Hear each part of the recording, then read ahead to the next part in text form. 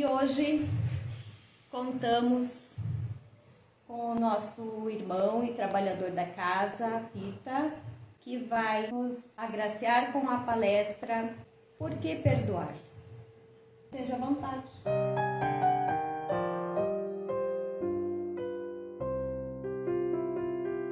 Sejam todos bem-vindos, queridos irmãos. Fico muito feliz de ver rostos novos aí na casa. É importante que saibamos que quando um expositor prepara um trabalho, ele não vem aqui para lhes falar do que mais sabe, mas na grande maioria das vezes, ele vem falar do que mais precisa aprender.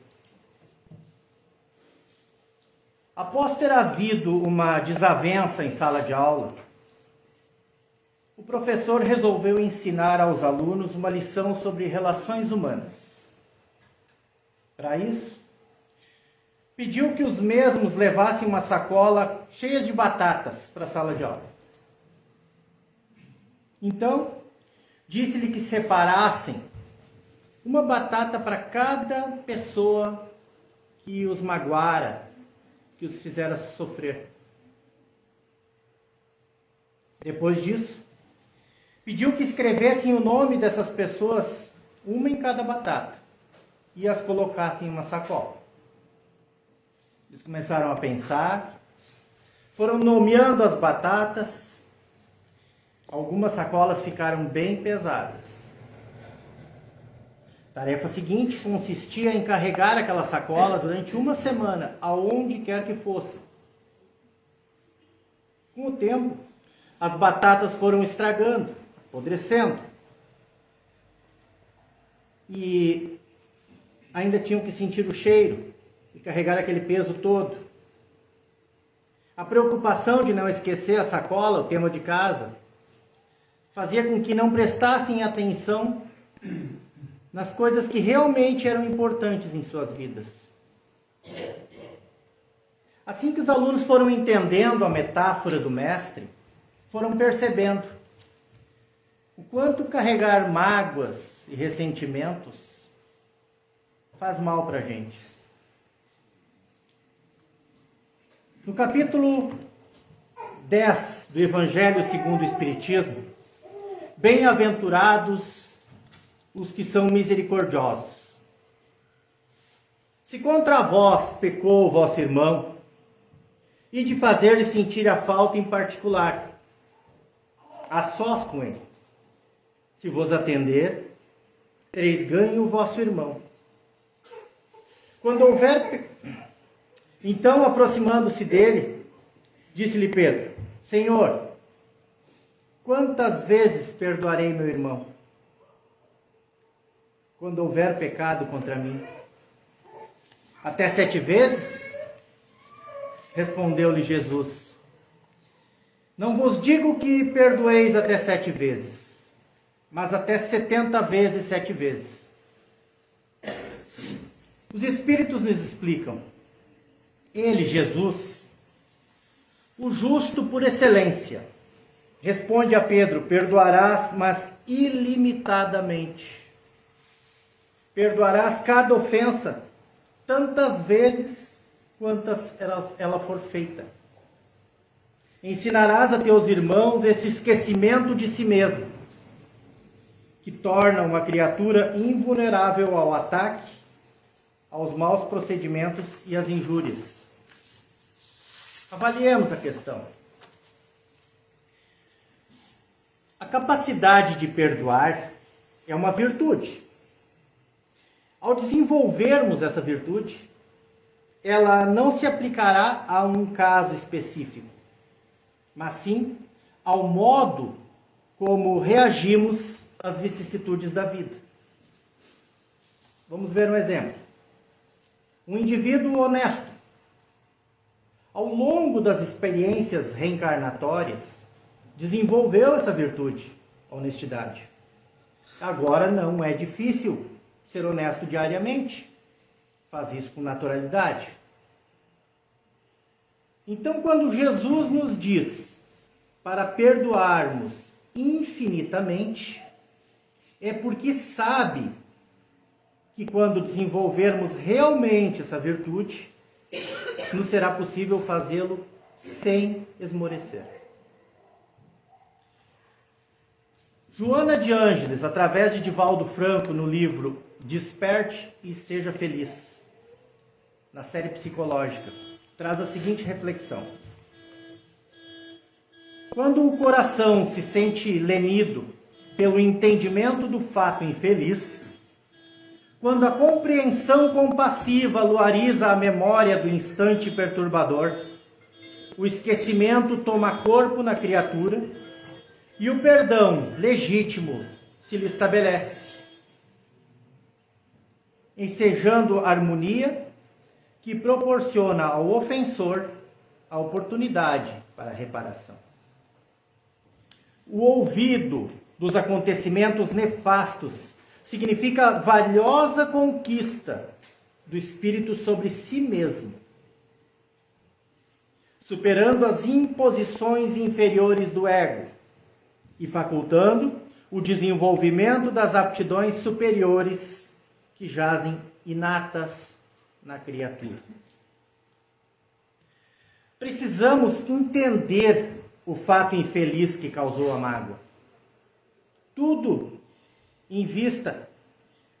tendo em vista que somos seres ainda imperfeitos, passíveis de erros, e buscar a compreensão da situação, para assim ressignificar o sentimento que aquele fato gera em nós, para então deixar cair no esquecimento.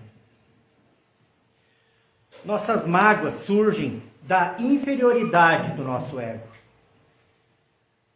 Muitas mágoas surgem e ressentimentos são causados por puro melindre nosso.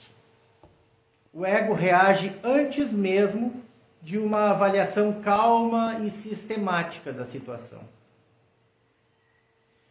É imperativo não confundir o indivíduo com o erro. Não olhar somente o erro, mas avaliar todas as circunstâncias que levaram o indivíduo a errar.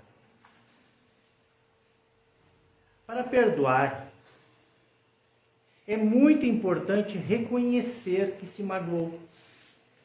A negação impede essa cura. Perdoar não é aprovar o erro ou diminuí-lo. É importante avaliar a verdadeira dimensão do erro. Nem mais, nem menos. Não precisamos de um pedido de perdão. Muitas vezes, nós podemos estar magoados com alguém e essa pessoa nem faz ideia o porquê. O perdão é para a nossa paz. É algo íntimo. No Evangelho de Mateus, reconciliai-vos o mais depressa possível com o vosso adversário, enquanto estáis com ele a caminho, para que ele não vos entregue ao juiz, o juiz não vos entregue ao ministro da justiça, e não sejais metido em prisão. Digo-vos em verdade que daí não saireis enquanto não houverdes pago o último ceitil. Podemos aqui fazer uma analogia. O ministro da justiça, o juiz, é a justiça divina. A prisão, nossa consciência, sentimento de culpa. Pagar o último ceitil nada mais é do que lei de causa e efeito. Temos que ter em mente que somos espíritos imortais. E o fato de desencarnar não muda de imediato a forma como pensamos e sentimos. Pensamento é matéria etérea, é energia. Quer dizer que quando desencarnarmos, se estivermos ressentidos com alguém, nos ligaremos energeticamente a essa pessoa. Nem todos os obsessores são espíritos maus. Muitos deles são homens e mulheres que, quando desencarnaram, estavam profundamente ressentidos e magoados com alguém. E como energeticamente estão ligados, mesmo o campo mental, antes que percebam, tornam-se obsessores do indivíduo, aumentando em muito os seus débitos perante as leis morais. Boa parte das mágoas e ressentimentos profundos são arquivados no inconsciente, fixando-se no perispírito, fazendo com que soframos angústias indefinidas, muitas vezes causadas em reencarnações pretéritas. É um texto do livro Contos e Apólogos, do Irmão X, na psicografia de Francisco Cândido Xavier. Retrata a história de dois espíritos ligados pela caminhada evolutiva em um dos eventos de comprometimento, luta e resgate através da lei de causa e efeito. Chama-se Seara de Ódio. O texto é um diálogo mental entre uma mãe e seu bebê, ainda no ventre.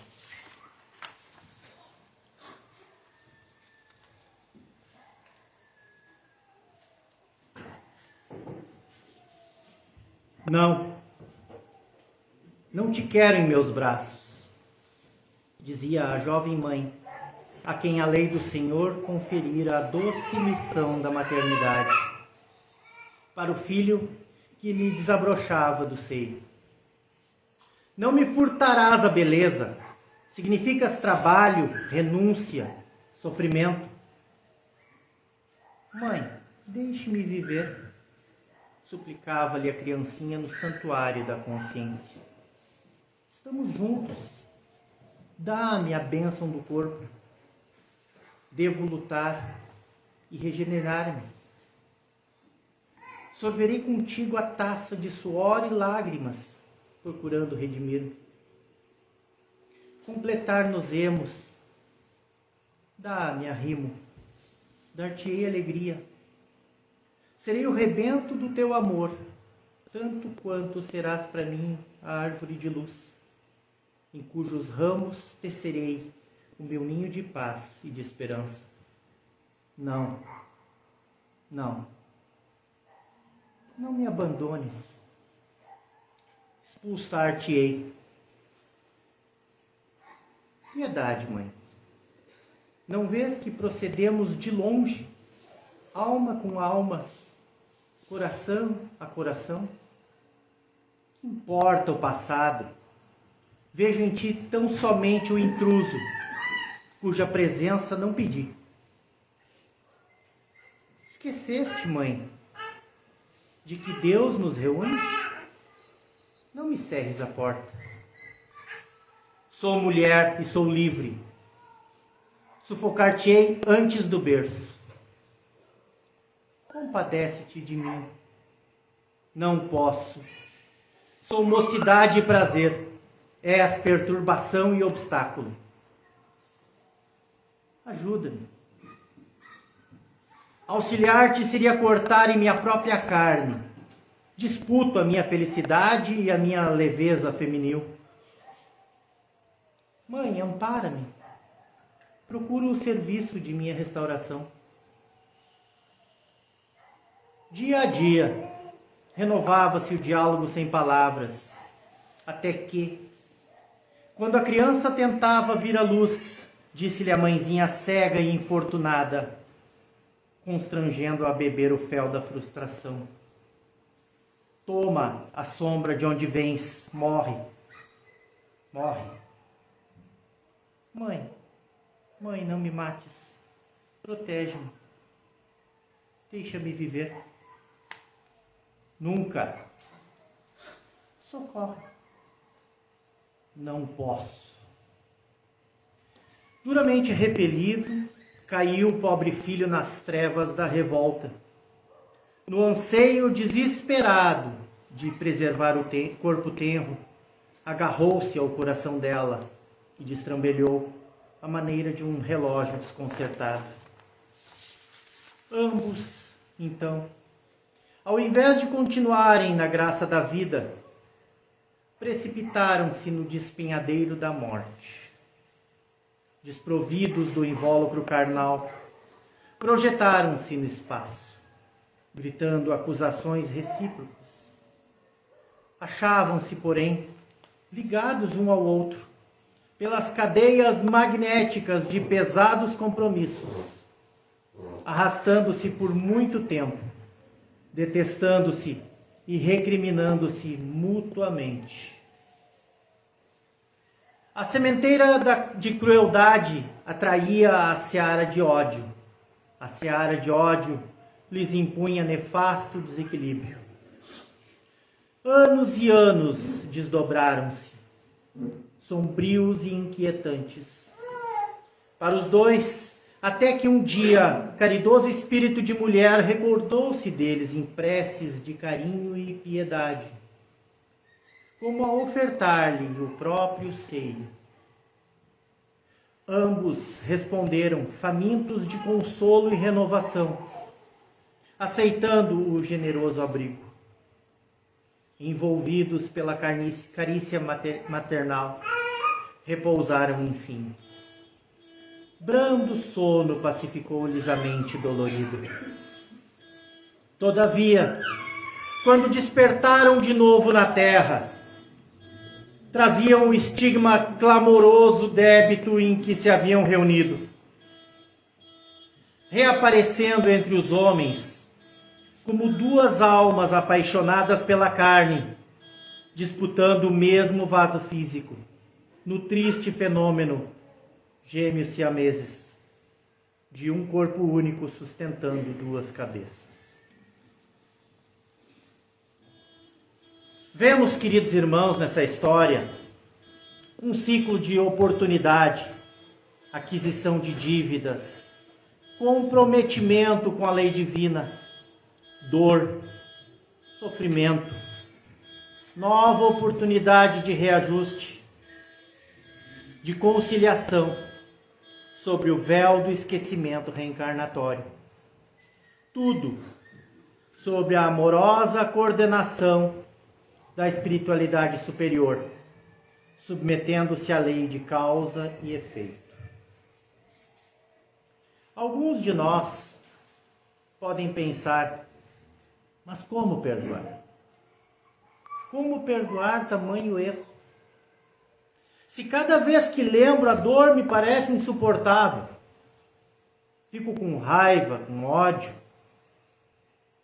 Meus amigos, a provação do perdão nos impõe esforço. Perdoar um vizinho ou um parente distante por uma calúnia pode até ser mais fácil, pois podemos nos afastar. Porém, a prova virá através de um afeto querido.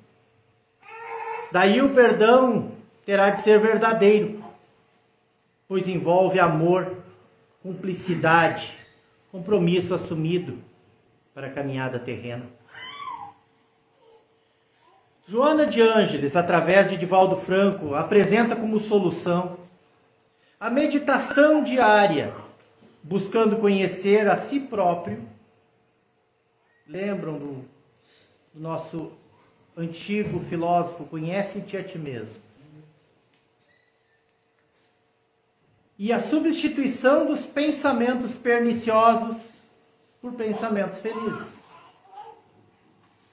Nos preocupamos com a higiene corporal diariamente e não nos ocupamos com a higiene mental.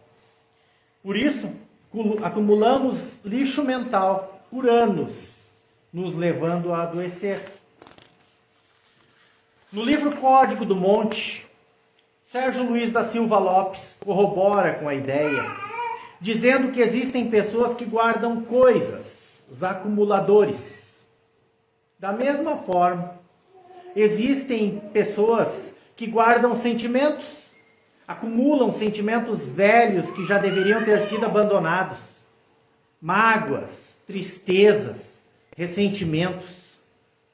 Tornam-se pessoas tristes, por não aliviarem-se desses apegos emocionais. Assim como alimentos físicos mal digeridos provocam perturbações digestivas, situações emocionais mal digeridas psiquicamente provocam perturbações emocionais e mentais. Perdoar é parar de ressentir, parar de machucar-se. Extinguir a mágoa é um processo que acontece mais no coração do que na mente. Lembremos que estamos todos na caminhada evolutiva e todos nós erramos, sem exceção. Uns mais, outros menos, agora. Eu digo agora porque através da bênção do véu do esquecimento, não conseguimos lembrar das nossas faltas perante os nossos irmãos de caminhada em encarnações pretéritas. Temos que refletir que talvez aquele infortúnio que estejamos passando agora nada mais é do que um resgate, uma consequência de um ato nosso do pretérito, aprendendo agora, através da dor, como se sente alguém que sofre o infortúnio. Lei de causa e efeito. Meimei, no livro Pai Nosso, nos ensina que todos possuímos a tendência de observar com evasivas os grandes defeitos que existem em nós, reprovando, no entanto, sem exame, pequeninas faltas alheias. Ainda no capítulo 10 do Evangelho. Como é que vedes um argueiro no olho do vosso irmão, quando não vedes uma trave no vosso olho? Hipócritas! Tirai primeiro a trave do vosso olho e depois, então, vede como podereis tirar o argueiro do olho do vosso irmão. Se formos realmente austeros, é austero? Você não sabe como eu estudei essa palavra e eu falo austero. Se formos realmente austeros conosco e fizermos uma introspecção para avaliarmos as nossas atitudes no dia a dia, ou num passado recente, ou ainda num passado remoto, avaliando as nossas falhas morais, os nossos hábitos, perceberemos quanto avançamos no campo moral nas nossas últimas passagens pelo orbe. Veremos que muitas vezes falhamos com os nossos irmãos de caminhada. Isso se faz de grande valia para buscarmos o entendimento e a ressignificação em relação às nossas mágoas, compreendendo a responsabilidade que nos cabe em cada ocasião. Quando acontece o fato ignóbil, o autor já está comprometido perante a justiça divina. Porém, o indivíduo que a sofre, quando não consegue perdoar, provoca por si só a sua derrocada, acumulando energias deletérias em torno de seu campo mental, criando zonas densas de baixa frequência, gerando apatia, tristeza, baixa autoestima, tornando-se indivíduos amargos, arrastando sacolas cheias de batatas podres pelas estradas da vida. No Livro dos Espíritos, na questão 886, qual é o verdadeiro sentido da palavra caridade, como entendia Jesus? Kardec pergunta aos espíritos superiores. Benevolência com todos, indulgência com as imperfeições dos outros, perdão das ofensas. Não está escrito aqui caridade, dá uma roupinha que está sobrando lá em casa. Não está dizendo isso. Porque isso é fácil fazer. Isso é fácil Dar a quem precisa as coisas que estão nos sobrando é muito fácil. Benevolência com todos, indulgência com as imperfeições dos outros, perdão das ofensas. Curta resposta. Então, perdoar é caridade. Joana de Ângeles fala no self, o eu profundo, e diz que quem se ressente, quem se magoa é o ego, é o orgulho ferido. E o orgulho é o filho predileto do ego. Ela diz que nosso principal desafio é dominar o ego, conseguindo assim acessar o self, que é a nossa verdadeira essência espiritual.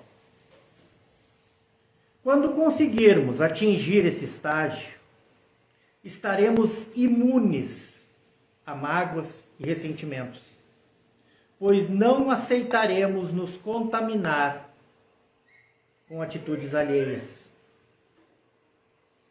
As ofensas são venenos para o nosso ego, mas veneno só nos faz mal se o tomarmos.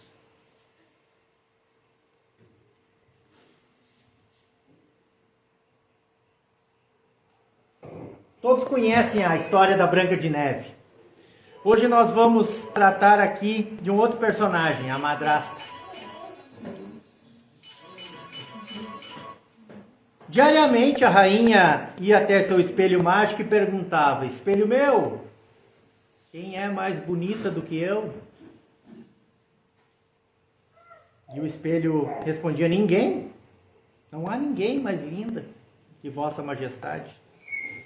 E a resposta assim se sucedia-se por dias, com paz em todo o reino.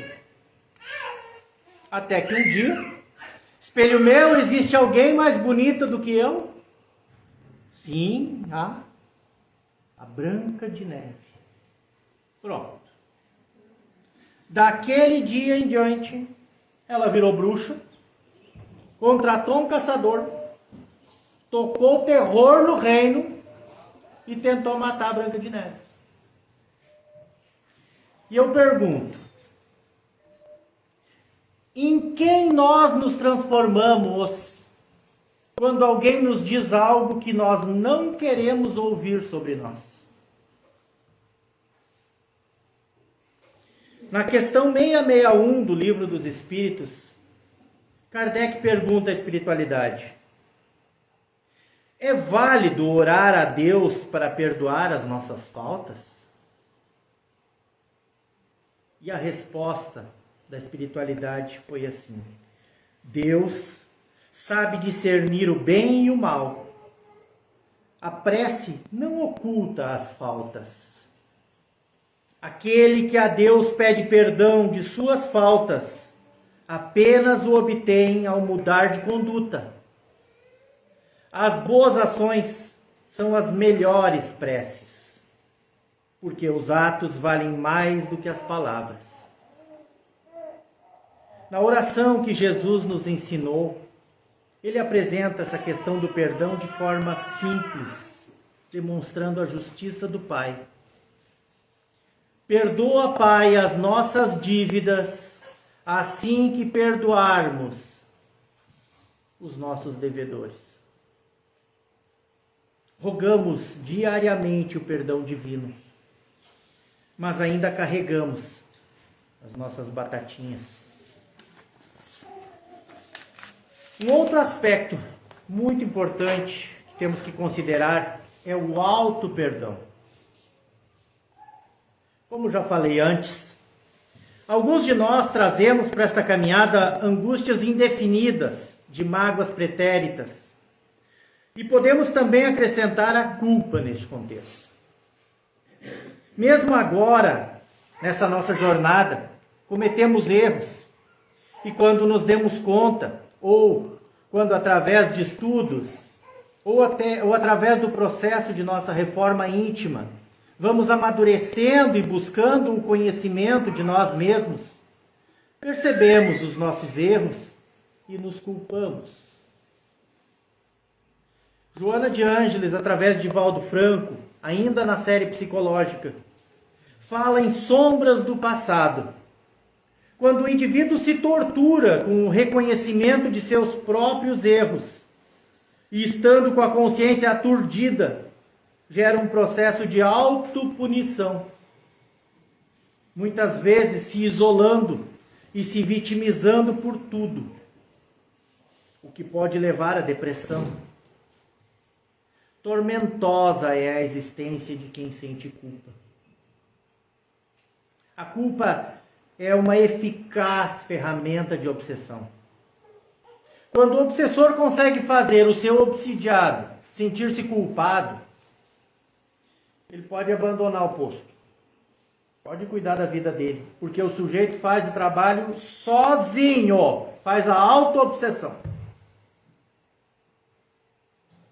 A culpa nos faz tentar justificar os erros para buscar alívio momentâneo, nos afogando num lamaçal angustiante.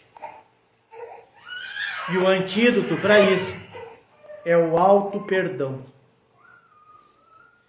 Nós somos responsáveis pelas nossas faltas, não culpados. Pois a responsabilidade nos impõe reflexão sobre os nossos atos e assim, se possível, encontrarmos a forma para a devida reparação. Lembrando sempre que somos obra divina e que os erros que cometemos devem, em primeiro lugar, servir para nosso aprendizado, não como inquisitor. Por sermos ainda espíritos imperfeitos, todos nós erramos e somos responsáveis pelos erros. Mas de nada resolve a culpa, pois ela nos ancora nas profundezas das trevas. Este processo todo pode ser difícil para nós agora, no estágio evolutivo que nos encontramos. Mas magoar-se ou culpar-se é uma escolha. E chegará um dia que não necessitaremos perdoar ou auto-perdoarmos, pois não nos magoaremos e não nos culparemos, pois entenderemos que somos responsáveis pelo plantio e aceitaremos a colheita. Nós não podemos permitir que o nosso passado nos faça de prisioneiro. Ele foi uma lição, não uma sentença. O auto-perdão é um abraço que nos damos para aquecer a própria alma.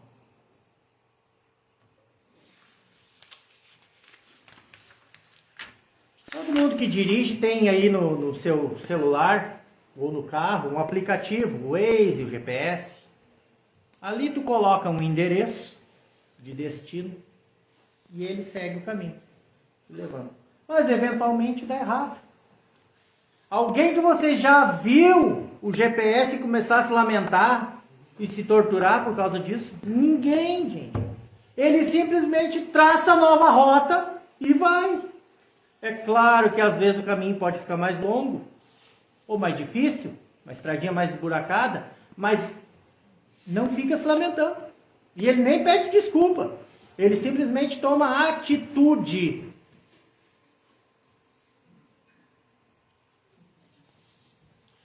Então o processo é este: reconhecer, avaliar, ressignificar, buscar correção, que nem sempre é possível fazer isso diretamente ao caso específico, mas o trabalho no bem é correção. Qualquer trabalho no bem, quando não for possível uma correção direta.